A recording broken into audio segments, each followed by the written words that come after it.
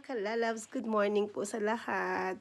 Today is Friday, 20 of October. Magbibigay lang ako ng isang word of wisdom or sabihin na nating maiksing salita upang lumiwanag po ang ating pag-iisip. Hindi ko naman po sinasabi na madilim ang pag-iisip nyo, pero konting lang, a piece of advice or a piece of message for you to open your mind. Anyway, alam nyo ba na naniniwala ako na lahat ng pagsubok na meron tayo ay ito ang daan upang sumakses tayo sa buhay. Alam ko na napakarami nating problemang dumating sa mundo. At minsan, nagkakaroon tayo ng feeling na napag-iiwanan na tayo, or minsan, nagkakaroon tayo ng feeling na napapabayaan tayo, or minsan sabihin mo, bakit ganun ang mundo? Bakit ganito na lang ako lagi? Pero alam nyo ba na, at lagi din ito sinasabi ng matatanda na habang may buhay tayo, may pag-asa tayo. At gamitin natin ang mga pagsubok na meron tayo. Kasi alam nyo, ito yung nagpapatibay sa atin para harapin natin yung hinaharap. Kumbaga, yung buhay na dapat naharapin. Huwag natin itong takbuhan. Or, hindi ko rin naman sasabing, problema na lang ang laging hinaharap namin. Kumbaga, parang ang hirap-hirap namang lagi nilang ganito. But no. Alam nyo ba na dahil dyan sa mga problema na yan, nagiging matatag ka.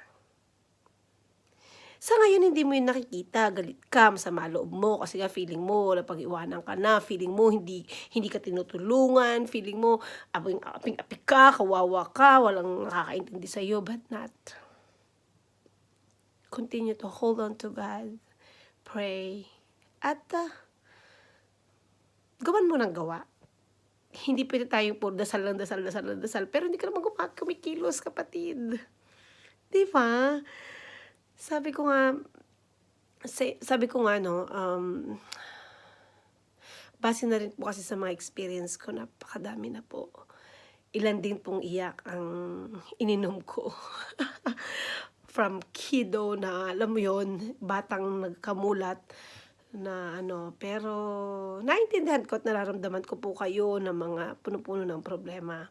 Pero wag po kayong matakot or wag po kayong mawalan ng pag-asa. Sa halip po, lagi niyong ipunta yung isip niyo sa kabutihan na, Lord, alam ko minsan naki-question niyo na Panginoon sabi niyo, bakit na lang ganito lagi na lang ako may problema, Lord? Nakakapagod na, ayoko na. Pero alam niyo ba, Lord, gusto kong magpasalamat. Kasi dahil sa mga problema na to, naging matatag ako. And now I can smile. Before talaga, Diyos ko, nag-anxiety na ako, kada nagka-depression ako, nangiyak-ngiyak ako, hindi alam ng asawa ko paano gagawin niya. Pero kung yayakapin mo pala ang katotohanan, at tatanggapin mo pala ang katotohanan, and you're not gonna be denial for what was happening, bubukas yung puso mo. Bubukas ang isip mo. Ay, naiyak ako. At marirealize mo na ikaw na lang pala ang naiiwan na pag-iiwanan. Ikaw na lang pala yung humahawak sa akala mo ganun pa rin yung dati. Pero no.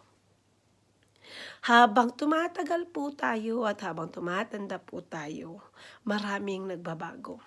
Una pa sa lahat, edad mo na bago, di ba?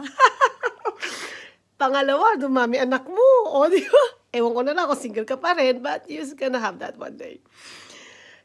Kaya may pa-joke pa ako, napapaiyak pero biglang nag-joke. Pero totoo po yun.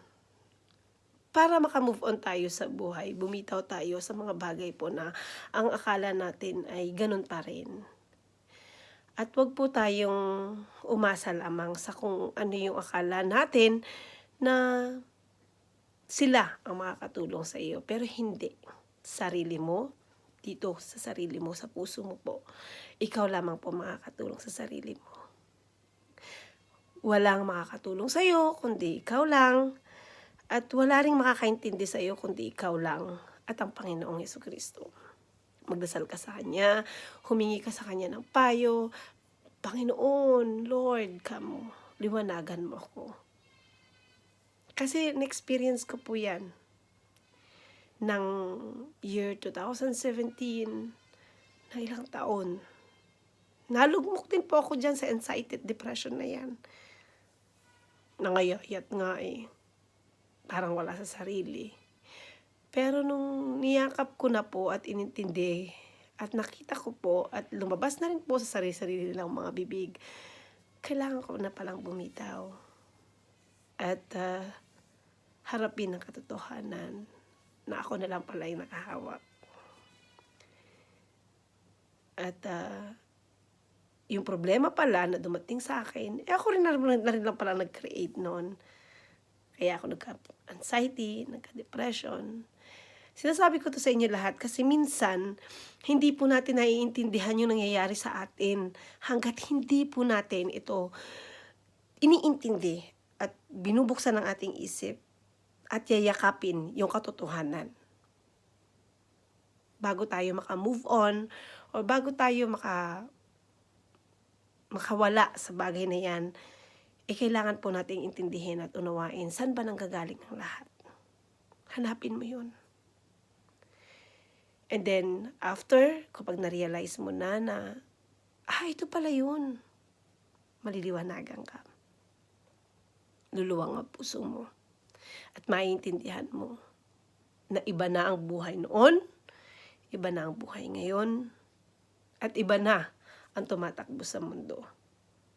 Gawin mo lamang, patuloy mong ituloy ang pangarap mo, ang gusto mo, hawak kamay ka. Kung may pamilya ka na, hawakan mo ang pamilya mo at tignan ng mga anak mo at ang iyong asawa na naniniwala sa iyo.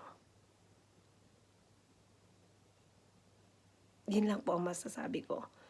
At magdasal ka sa Panginoon na magkaroon ka ng tibay ng loob, lakas na pangangatawan, upang patuloy mo pa rin kayang harapin ang lahat ng pagsubok na darating sa iyo. Kasi naniniwala po ako na habang may buhay po, may pag-asa tayo.